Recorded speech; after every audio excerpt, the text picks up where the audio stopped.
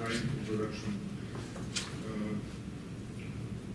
Pneumatic conveying is one of the most important consumers of energy at power plants, of course, and cement plants and lime plants. So let me present my paper named The Energy Consumption of Different Types of Pneumatic Conveying Feeders.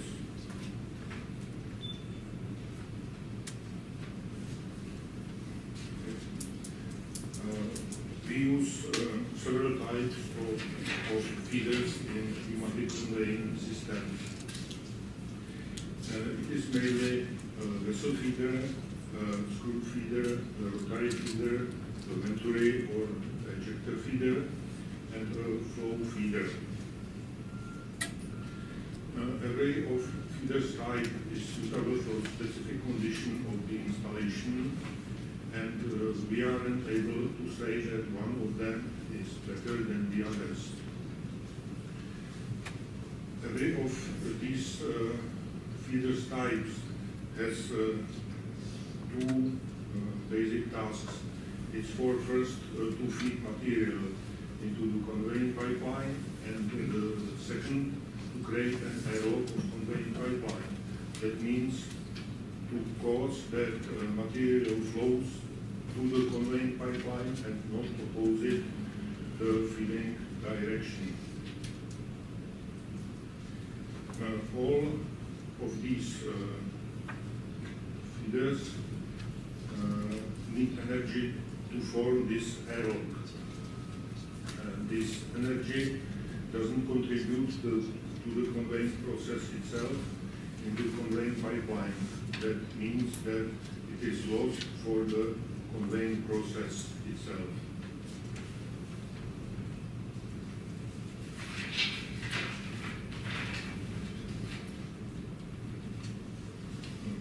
We can see the typical scheme of pneumatic conveying system here. It is positive pressure pneumatic conveying system. Every system consists of feeder with a mixer, of conveying pipeline, a terminal box, and filter with exhausted fan, and of course from conveying air source. Every part of the system, every of these parts has its inner energy loss, and we will focus on the energy loss of a feeder with a mixer in my paper only.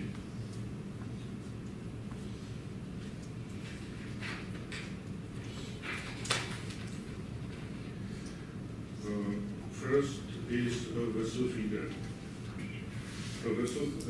An arrow of a vessel feeder is formed by walls of the vessel and by valves. That means inlet valve and the aerating valve.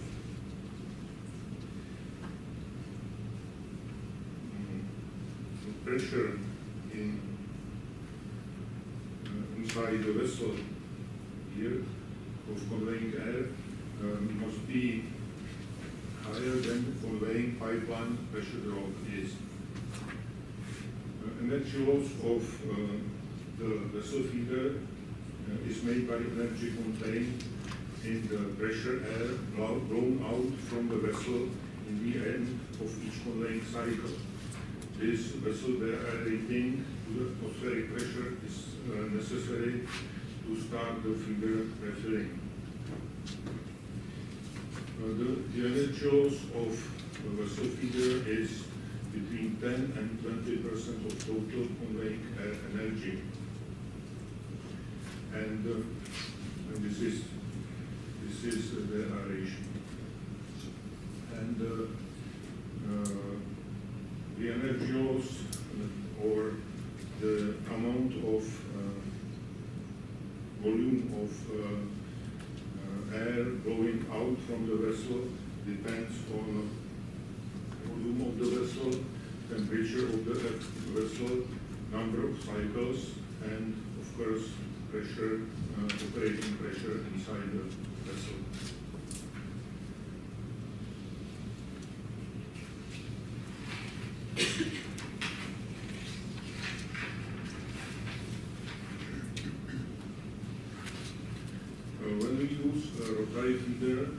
The airlock is formed by body of the vessel and by rotor of the feeder and by rotor of the feeder.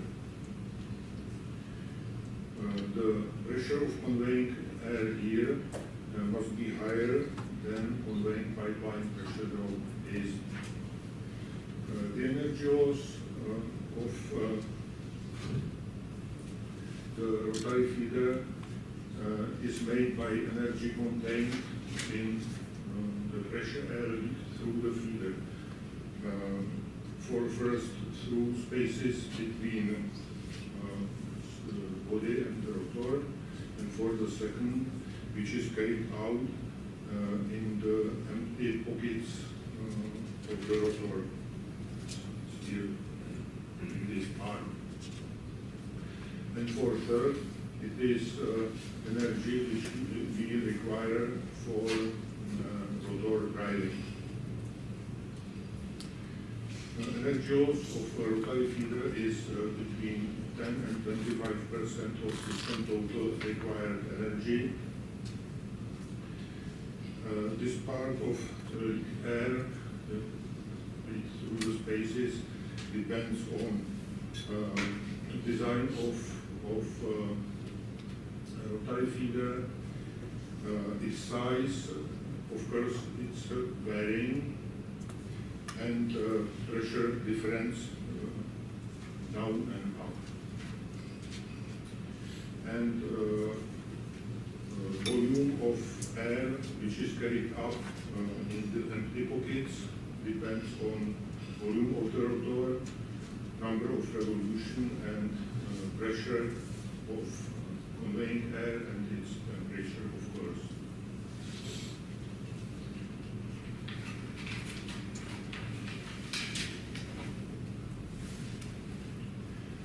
In case of a screw feeder, the airlock of feeder is formed by plug formed by compressed material at the screw end. The density of the plug must be higher than conveying pipeline pressure drop is.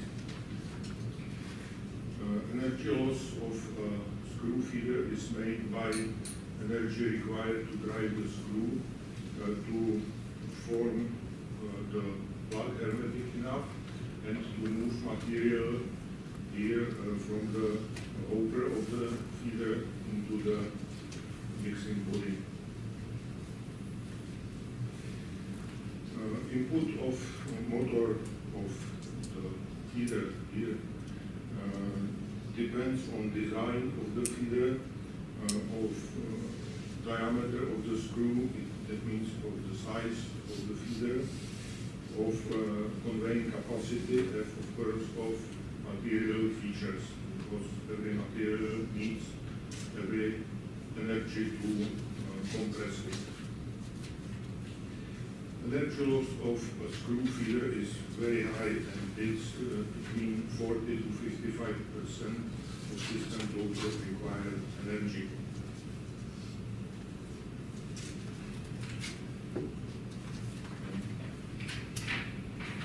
In case of a venturi feeder, the airlock is formed by ejection effect of the air stream.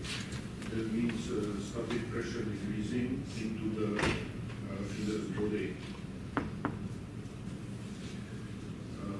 Pressure of conveying air at the inlet of the feeder must be much higher than conveying pipeline pressure drop is to create ejection effect. The energy loss of the feeder is made by energy required to ejection effect creation, then by confuser pressure drop and by diffuser pressure drop. Energy loss of venturi feeder is also very high, and is between 50 and 65% of system total required energy.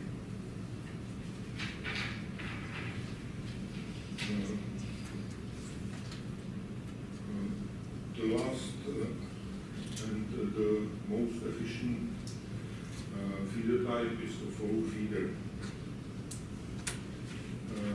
An aero of flow feeder is formed by pressure of aerated material in high fluidized bed collected in the gravity chamber. We can compare this hydrostatic pressure, this pressure of aerated material to a hydrostatic pressure of a liquid.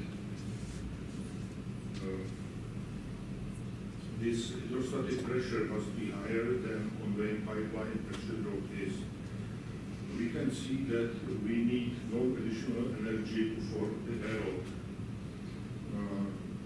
It is because of using potential energy of conveying material for feeding or for creating the aero. Only a very small amount of fluidized air from here, from the body of the or bottom of the feeder, flows through the material by fluid bed to the rusting system, and it is lost.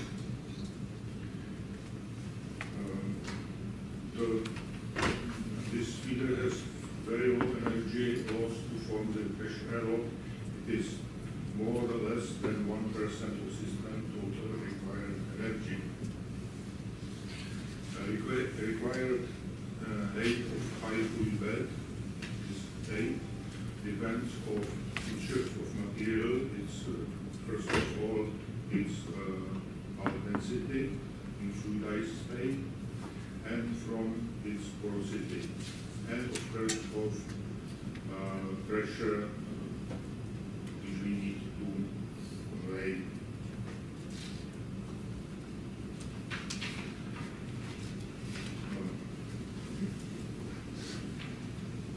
The ratio of lost energy we can compare with this diagram.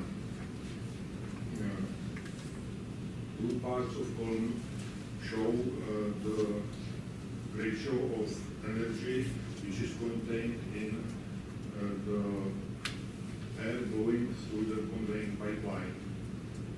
The rest parts are lost portions of energies. It is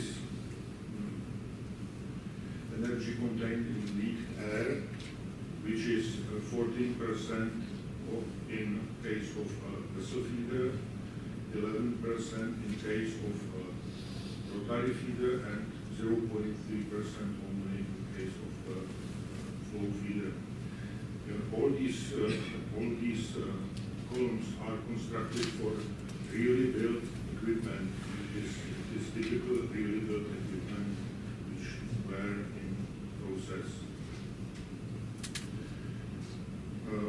These parts are parts of energy which we require to drive rotors. It's 6% in case of a rotary feeder to drive its rotor, and 41% to drive the screw at the screw feeder. And the last one is 49% in case of a venturi feeder to increase pressure of conveying air to create the ejection effect.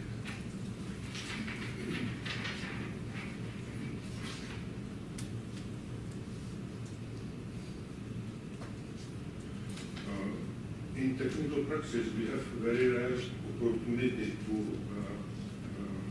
compare two similar systems with different feeders under the same or similar other conditions. We had a chance to do it at heating plant Alpy Kladno in Czech Republic for pneumatic conveying or limestone for the sulfurization.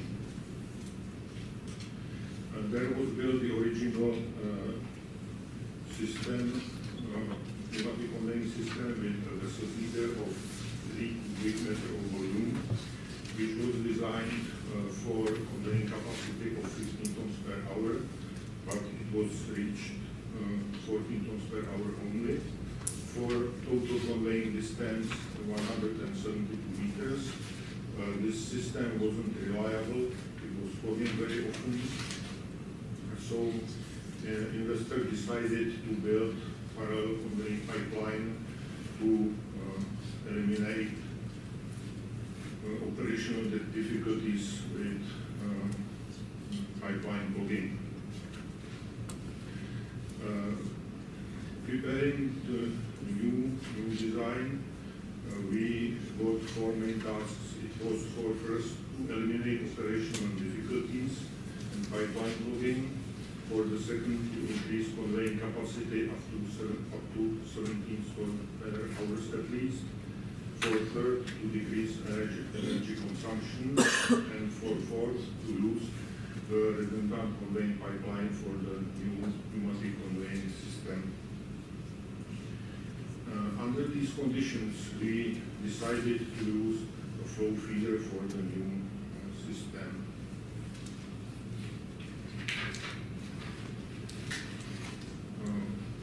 Here is a functional chart of the original pneumatic conveying system.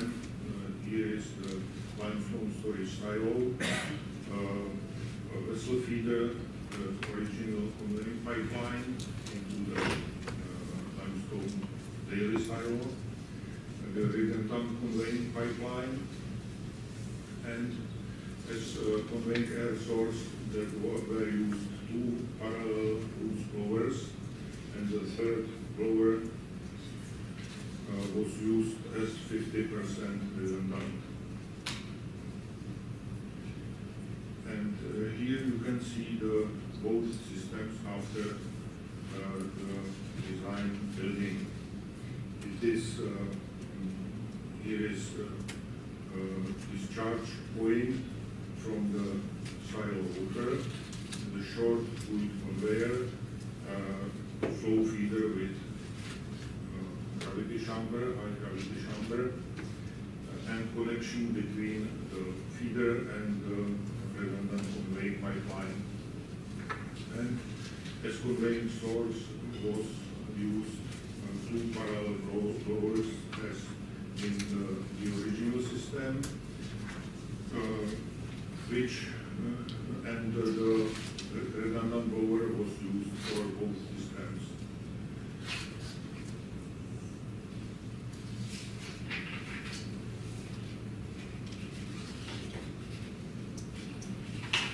And we can compare dimensions of both feeders in this photo. On the left side, here is the original 3 cubic meter vessel feeder, and here is the new flow feeder. And here you can see the flow feeder from the back view.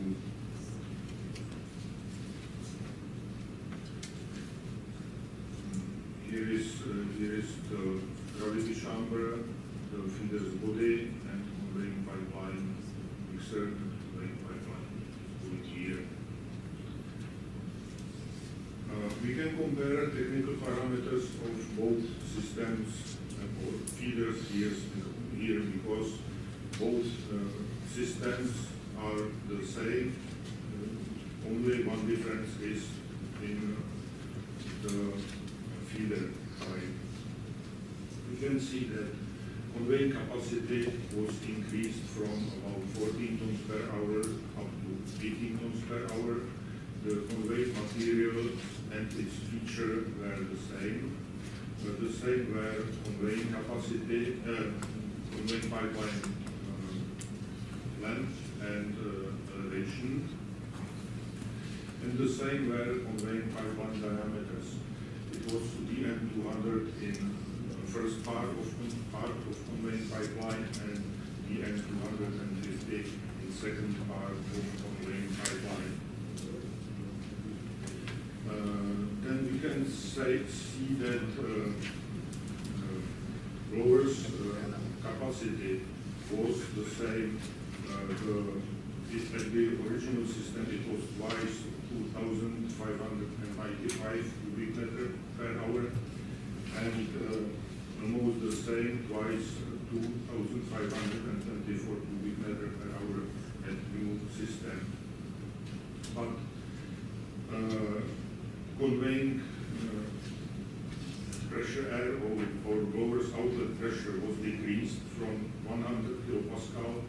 75 kilopascal.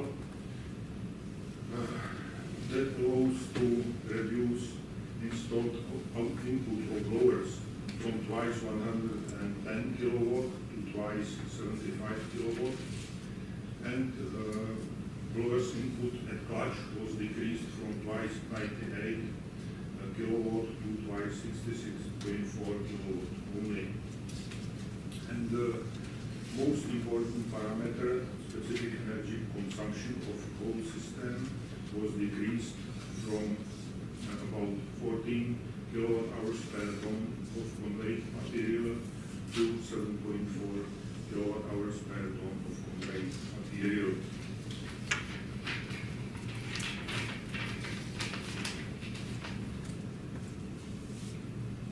We can compare these parameters at this diagram.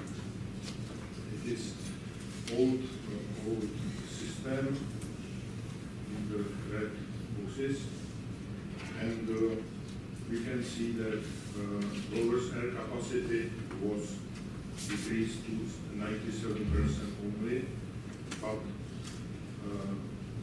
blower's outlet pressure was decreased to 75%.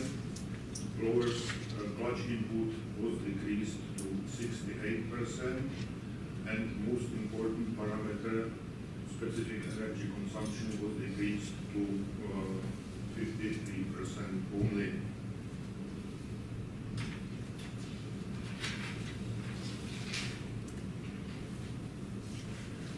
As conclusion, we can say that energy consumption is one of very important parameters of pneumatic conveying systems.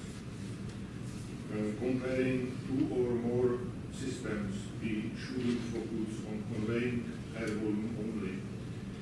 We must consider about air pressure, energy for air preparing and air processing, and mainly specific energy consumption of whole system.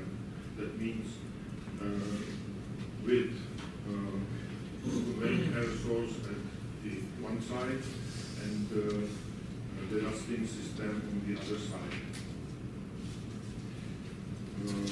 I very often get a question of conveying air volume of the system, and our customer